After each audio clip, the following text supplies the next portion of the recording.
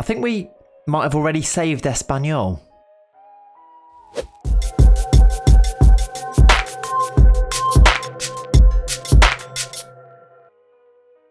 Hello then and welcome back to Saving Espanyol, episode 4 of 5 today, our penultimate episode in this little short series here on the channel.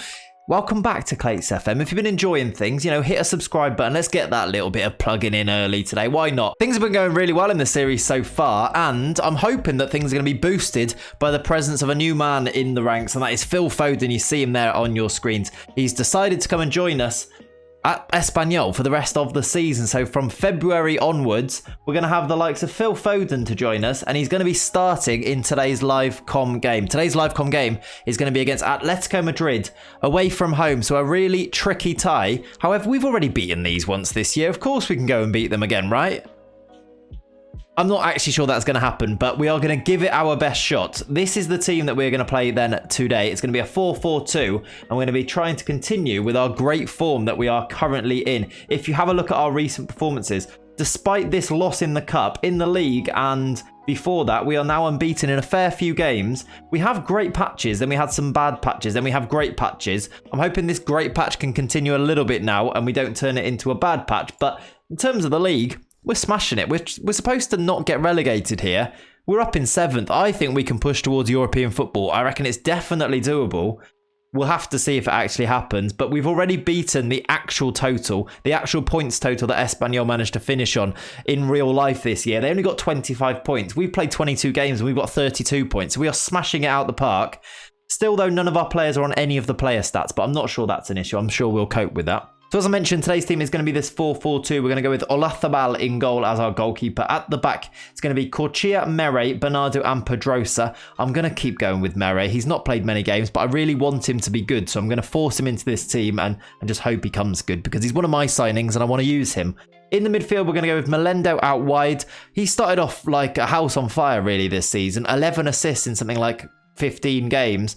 He's kind of slowed a little bit since then. He's still probably our most creative player playing out on this right hand side. That might change now though with the likes of Phil Foden coming in. He is going to start in central midfield as an advanced playmaker. Of course, he's more naturally suited to this role up as an attacking midfielder in the number 10 role, but we are going to keep the 4-4-2 shape. It's worked well for us so far. We're going to continue with it. Vargas starts out wide on the left. If he does get tired now, we do have backups in the shape of Bergui who can be on the bench for today. And then up front, we're going to go with De Thomas and Ferreira. That means Woole is not going to play, but these two have been in red hot form recently. De Thomas now has 18 goals for the season. Ferreira, probably been our best player, has got himself 21 goals for the season. De Thomas has got an 8.06 in his last 5 games. I can't leave him out. That's way better than Woole.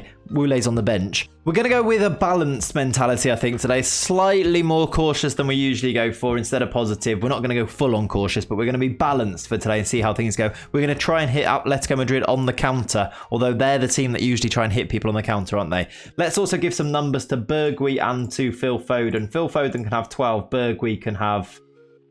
does he have to have 5? This is weird. Right, Bergui's going to get the number 5 because that's all I can offer him, which is weird. That might annoy some number fans. Number fans, I don't know what they are. And there we go, we are underway then in this away game against Atletico Madrid. Let's have a quick little look at their team. They've got Morata and João Felix up front. They've gone with the 4-4-2, by the way. Vitolo, Saúl, Koke in the midfield alongside somebody else. But I've been interrupted because there is a highlight as Lodi comes down this left-hand side. Vitolo, Felix, 1-0 to Atletico. We are behind early on here. It's the first highlight of the game, and João Felix, that was so easy. Look at the space that Vitolo gets himself into here. So it's just a simple throw-in into Morata, gives it back to Lodi. Look at the space. In fact, let's pause it there. It's this guy here. Corchia, who is the right back, is coming out wide. We've got Mark Rocco, who's a centre midfielder with 2 men on him. It brings Corchia all the way out, and look at the space for Vitolo here. And he can literally, it's just a simple little pass into him. He can play it into João Felix as our other man here, George Mere, is drawn towards the ball. The space is there for João Felix to tap home. It's such a simple goal, but we are 1-0 down. Felix gives Atletico de Madrid. We've got it all to do in today's live comm then, as we play in a nice green kit today.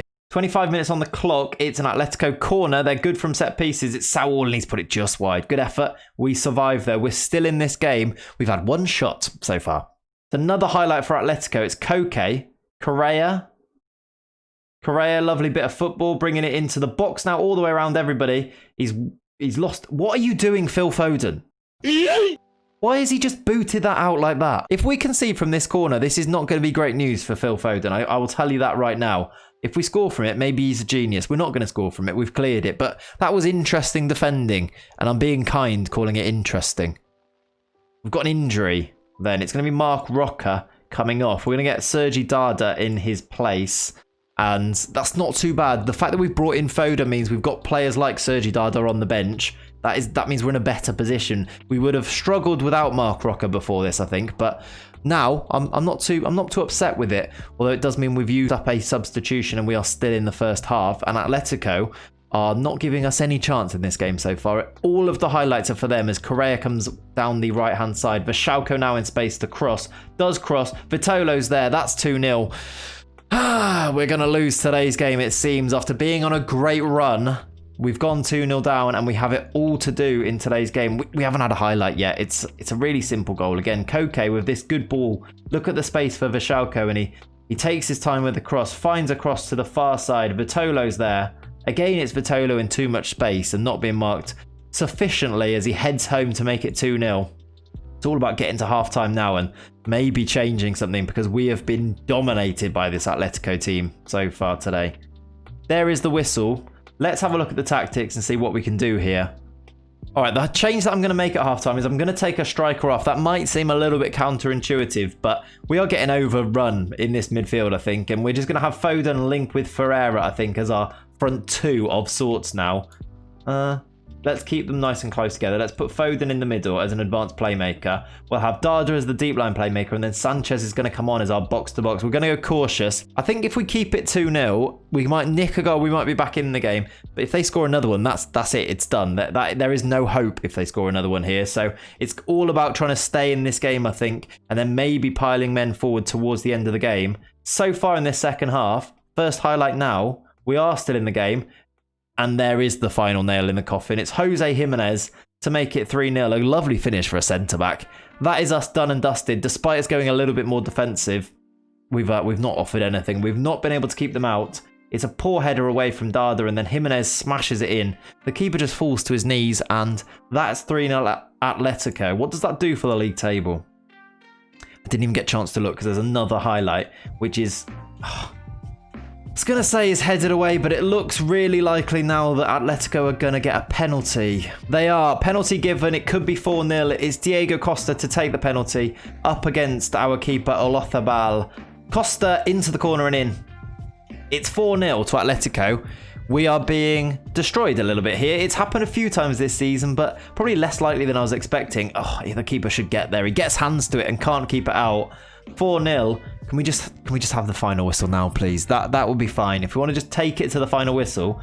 We are going to stay in 7th, by the way. We're trying to have a look at that league table before. We would stay in 7th after 23 games, even if we lose this game. This win would take Atletico up to 3rd in the league. We've got a highlight that might be us on the attack here. It's Corchia coming forward down the right-hand side. Cross in towards Ferreira. Cleared, but we'll recycle it. Victor Sanchez goes back to Mere. Mere with a good ball out wide to Melendo. Melendo, that's terrible from Melendo. Straight back to Oblak. And is that the extent of our highlight? Is that it? Is that us trying to score a goal? Are they going to go and score a goal by punting it? Yeah, they are. Okay, that's how simple it is to score a goal against us, apparently. They've had Jan Oblak smash the ball down the pitch, and there's Angel Correa to smash it home to make it 5-0. Look at this. Look at this. It's just a massive punt from his hands. Who's this here? Bernardo. Terrible. Doesn't even challenge for the ball. He's let the striker chest it down and then smash it in. Again, the keeper's got hands to it. Not been massively impressed with him today. He could have saved the penalty. He definitely should have saved that. A 5-0 loss in our live comm today. Lovely stuff. Brilliant. That is going to give morale a bit of a knock, I feel. That's not going to be great for us. And also, I've now massively bottled the team talk as well. Oh dear. We've also got a pretty tough run of games to come up now, with some big teams coming up in this next little section. We are going to get ourselves all the way up to this game here against Bilbao, which is the 4th to last game. We're going to play the last 3 games in the last episode, whether or not they mean something. But we're going to go and play this chunk now to get ourselves prepared. with morale now maybe not looking too good, we might need to go and do a bit of praising conduct. But I will be back to talk you through these results. Let's pray some of them go a little bit better than today's live comm went. I'll see you at the click of my fingers. Are you ready? That was rough. So here are the results then, after I've just played through a, well, frankly horrible sequence of Football Manager 2020 there. That was really, really tough. So after that 5-0 loss against Atletico Madrid, I mean, these are the results. I'm just going to put them on the screen and show you there. I don't know how much I can talk about them. It was horrendous. We've won a few games. We've lost a lot of games. We are terrible away from home is all I can say about this, and I've tried lots of different things. I don't know how to fix it. We can't play away from home. Just look at these results. So we had a home game against Osasuna, a 2-2 draw, fine. They actually went 2-0 up in this. We managed to come back. Foden scored his first goal in this game. Ferreira continued his goal scoring form. Fine, that's okay, we'll take it. It's a bit unlucky, but we came back from behind, we'll take it. We backed it up with a really good 2-0 home win against Real Sociedad. Ferreira scored again. We then went to the knockout rounds of the Europa League. We lost the first away game. This is where the away form starts, really. We lost 1-0 in that game. We then lost to Sevilla 1-0 away from home. Not great either. We then came back against Krasnodar in the Europa League, though. A 2-0 win, really late. Wule coming off the bench to score 2 late goals here to see us through to the second knockout round of the Europa League. Really, really good. And I was thinking, okay, if we turned the corner here, hopefully. And then we drew to Vigo again at home. We equalised. It was a home draw. We didn't lose. Not too bad for what we're trying to achieve here. Not too bad. And then we had 3 away games in a row and lost them all. It was dreadful. Leganes, we've lost to them every single time we've played them this year. I'm pretty sure that is now all of the games we'll play against them. We've lost every time. I don't know why they're so good. I simply cannot beat them. We've lost this one 2-1. Phil Foden scored for us, but yeah, not good. We were 2-0 down. We got a goal back. We couldn't get back into it. We then lost to Torino in the first leg away from home. Shock. It's away. We lost. We then lost away from home at Valencia. Bernardo scored the opener. They hit back straight away. And then James Rodriguez, playing for Valencia, got the winner for them. And then much like the first knockout round, we turned it around really, really late once again in the Europa League. A 97th minute winner from the centre-back Bernardo saw us beat Torino, and we go through to the quarter-finals of the Europa League here. Again, relying on our home form. The home form continued in good fashion too. In the next game, we beat Villarreal 2-1 at home. A late winner from De Thomas. And then, look at this for a run of games. We only got 1 draw out of 5 games here. The rest of the games we lost. Terrible. And the game that we got a draw in, we then lost the second leg anyway and crashed out of the Europa League. We lost to Barcelona comprehensively. We lost to Alaves comprehensively. That was a bit of a shame, that one. Fejja, the defensive midfielder, scored a hat-trick against us there. Sporting them knocked us out of the Europa League, as I said before. Valladolid beat us 2-1. Ferreira scored, but it wasn't good enough. They got 2 late goals from a player called Guardiola, and that was that. And then we did beat Getafe at home, which was nice. I mean, it felt this was good. We went 2-0 up, and it was pretty comfortable. They did get a goal back, but we went through and got 3 points on the board, and I thought, okay, we're near the end here. Before we're going to go back and talk about the results, at least we might be able to finish off things nicely. But no, we then lost away from home at Bilbao. It's been a really rough run of games. I've not particularly enjoyed it.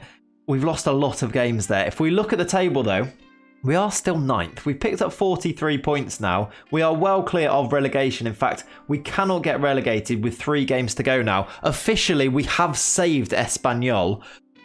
But it's a little bit of a sour taste in my mouth because, I mean, really, we could have done so much better this year. I was talking about Europe and that type of ambition, but it's not going to happen. Still, none of our players are on our stats at all here. We are going to be finishing, I mean, between 9th and we could finish as low as like 14th, and Leganes are currently 14th, and I'm sure they've got something to say. They want to finish above us after beating us 18 times this year. We have 3 more games to play, which we're going to play in the last episode of the series. We play Eibar, Granada, and then we finish off with the live comm game that we'll do the full game for, which is Real Madrid at home. Can we finish with a big win against Real Madrid? Who knows? I mean, it's been a weird season. Perhaps we could. I'm going to leave it at that for today. Please do like this video. Leave some comments as well. What do you say to that run of games? I mean, are you as embarrassed as I am? Because that was shocking. Shocking, really. And most importantly, out of all of those things, if you've not already subscribed to the channel, please consider subscribing. It means a lot to me. It means that you appreciate what I'm doing here. You're enjoying the content. And, you know, that's a nice feeling too. And yeah, have a lovely rest of your day, most importantly, and go and enjoy yourself. Go and have fun. And I will see you next time for the final episode of Saving Espanyol. I need to lie down. See you in a bit.